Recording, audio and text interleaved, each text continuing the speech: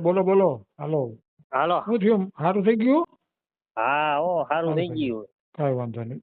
સારું. દવાખાનું તો તમે બે એમ નહીં, તમને ખરેખર શું થયું હતું તમને?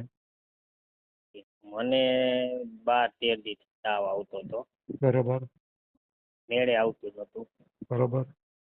3 ડોક્ટરને બતાવ્યું. હા.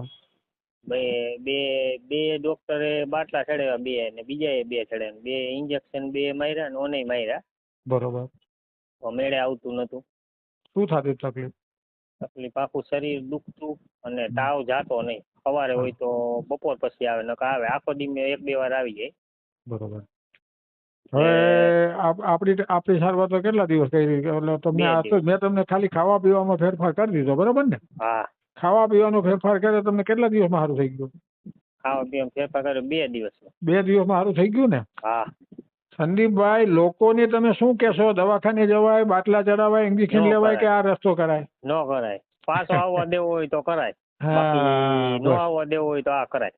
એટલે આ તો શું છે કે આ તમારો ઓડિયો છે ને, લોકોની સેવા થઈ જાય. કારણ કે કેટલાય લોકો છે, તાવની ક્યાંય દવા હોતી નથી. અમે એવું કહીએ છીએ, હા. શરીરમાં બેક્ટેરિયા અને વાયરસ ખરાબ જે આવે ને, હમ ઈ આવે એટલે એને મારવા માટે થઈને શરીર તાવ લઈ આવે.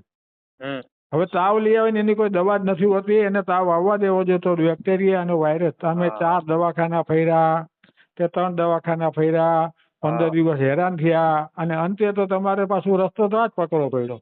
ખાવા પીવામાં ધ્યાન રાખો એટલે બધું ઓકે થઈ જાય. સમજ્યા? હા. હા.